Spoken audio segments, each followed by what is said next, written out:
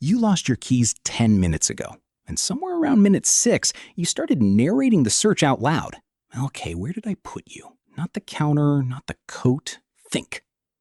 Nobody else is in the room. You caught yourself doing it. Maybe you laughed a little, embarrassed, and told yourself to stop being weird. But you didn't stop. You never do. And it turns out, that's not a glitch in you at all. It's one of the oldest control systems your brain has ever built.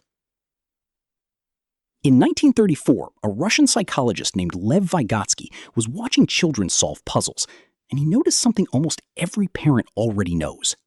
Young children talk to themselves constantly while they work, out loud, unfiltered. This piece goes here. No, not there. Try the corner first.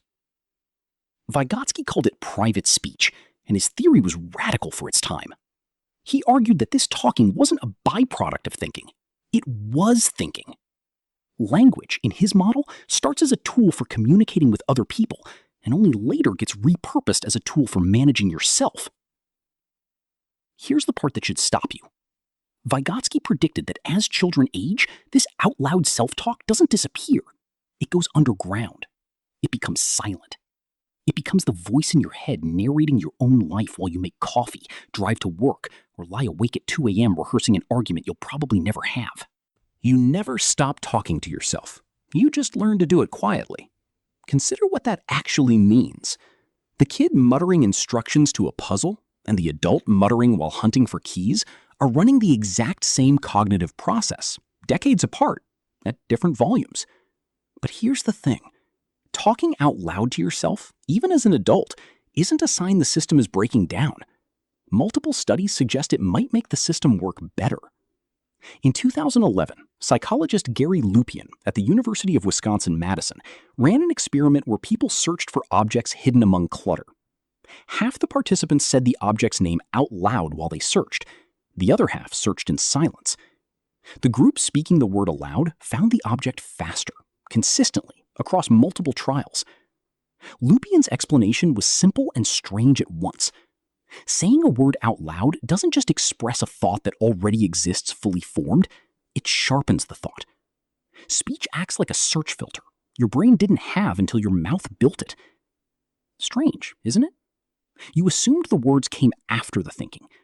For a huge amount of what your brain does, the words are the thinking. And it gets stranger.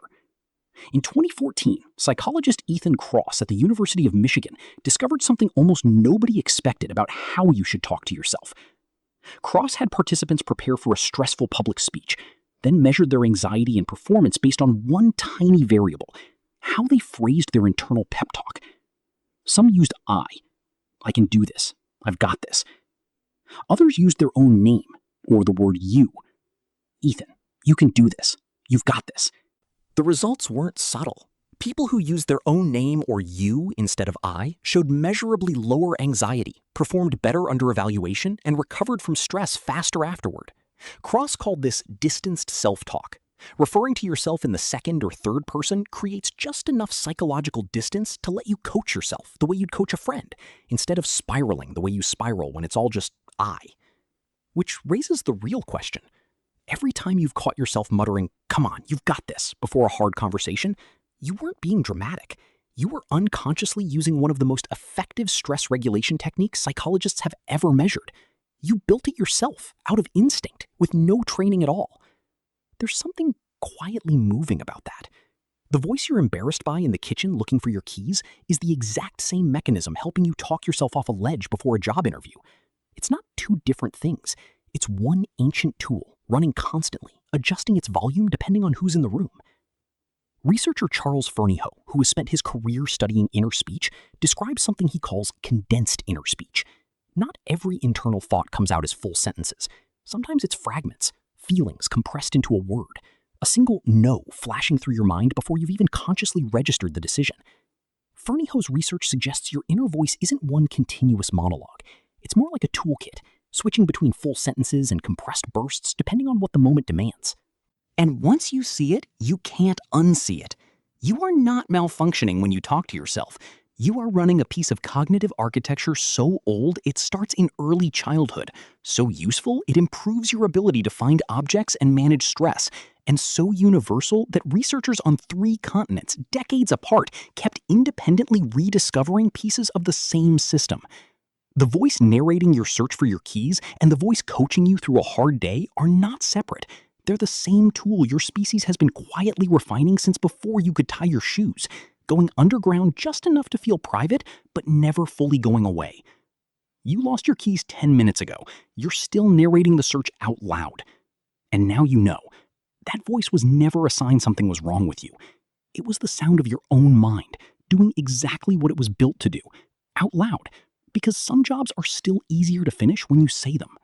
If this video changed how you hear that voice in your head, share it with someone who's embarrassed by their own muttering, with someone who talks themselves through hard days and doesn't realize how ancient that instinct actually is. Like this video if it made you feel a little less weird about the way your own mind works. Subscribe so you don't miss what's coming next. This channel exists to keep asking the questions nobody else bothers to. And drop a comment below. Tell me the last thing you caught yourself saying out loud to no one. What was it? This channel exists because of people who stay till the end. So thank you, genuinely. See you in the next one.